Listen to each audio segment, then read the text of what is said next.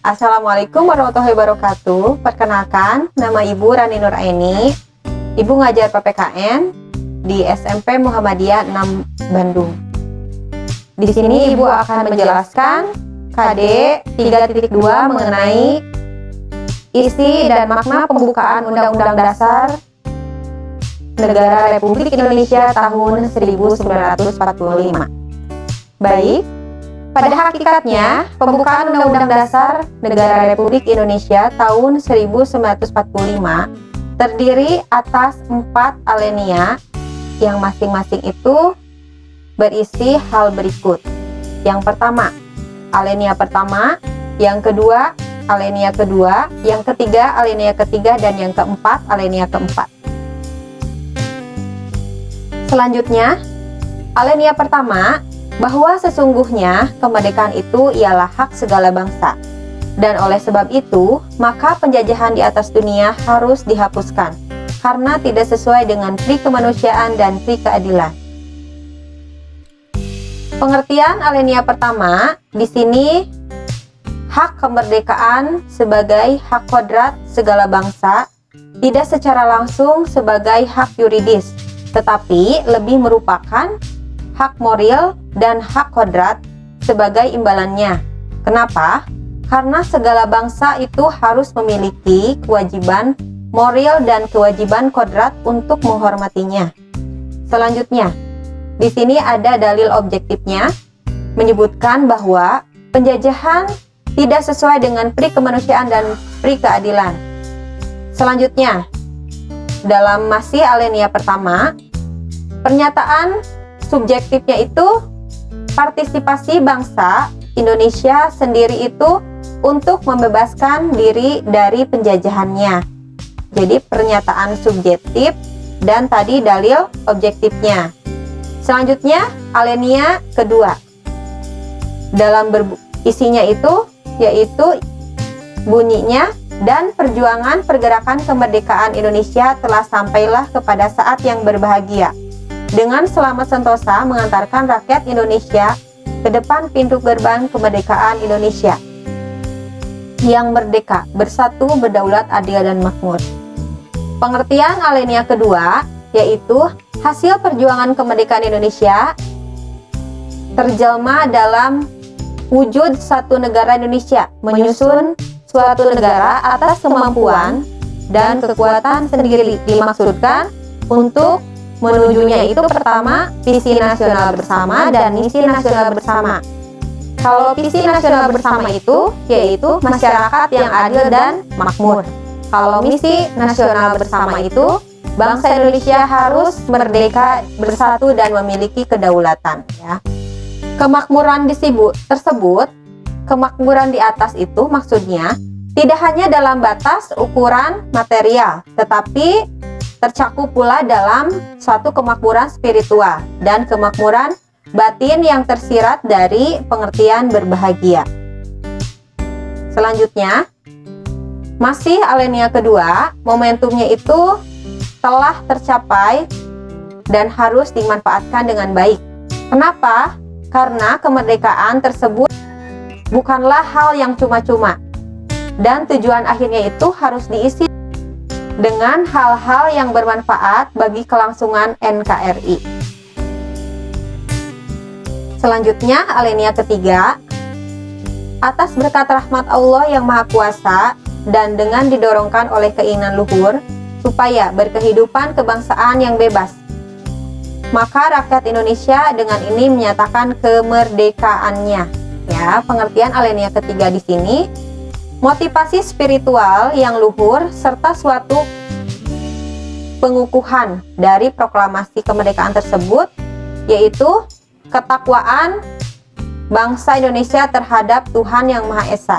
Karena berkat rahmat-Nya lah bangsa Indonesia itu berhasil dalam perjuangan mencapai kemerdekaannya.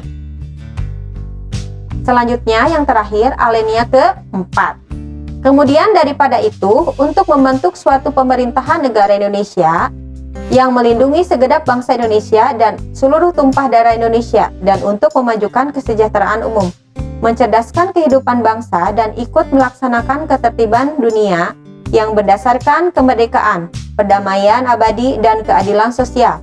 Maka disusunlah kemerdekaan kebangsaan Indonesia itu dalam suatu Undang-Undang Dasar Negara Indonesia yang terbentuk dalam suatu susunan negara Republik Indonesia yang berkedaulatan rakyat dengan berdasarkan kepada ketuhanan yang Maha Esa, kemanusiaan yang adil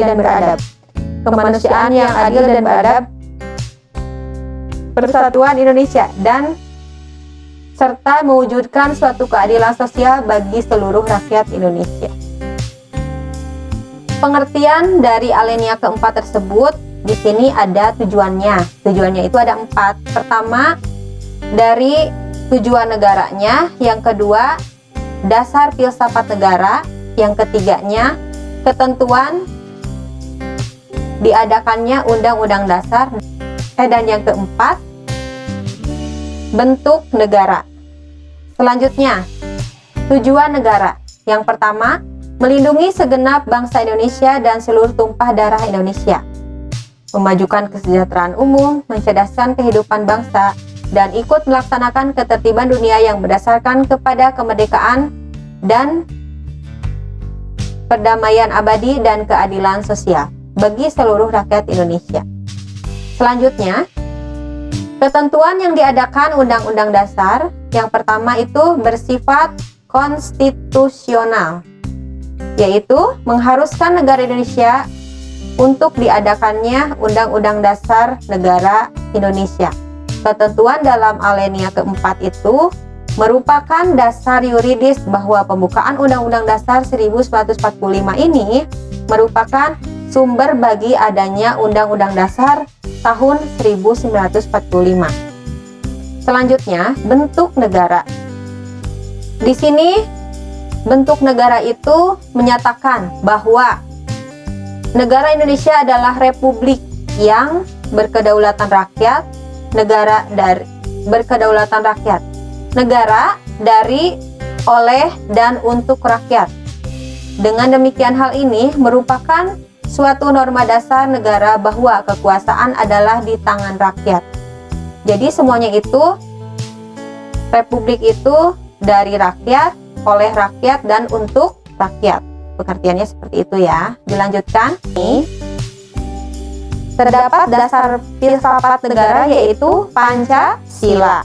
Apa itu Pancasila? Pokok pikiran pembukaan Undang-Undang Dasar Negara Indonesia tahun 1945. Dalam pembukaan Undang-Undang Dasar 1945, terdapat 4 pokok pikiran yang merupakan pancaran dari dasar falsafah negara, yaitu keempat tersebut terkandung dalam UUD 1945. Yang pertama, negara melindungi segenap bangsa Indonesia dan seluruh tumpah darah Indonesia dengan berdasarkan atas persatuan dan perwujudan keadilan sosial bagi seluruh rakyat Indonesia. Yang kedua, negara hendak mewujudkan keadilan sosial bagi seluruh rakyat Indonesia. Yang ketiga, negara yang berkedaulatan berdasarkan atas kerakyatan dan bermusyawaratan perwakilan. Keempat, negara berdasarkan atas ketuhanan yang Maha Esa menurut dasar kemanusiaan yang adil dan beradab.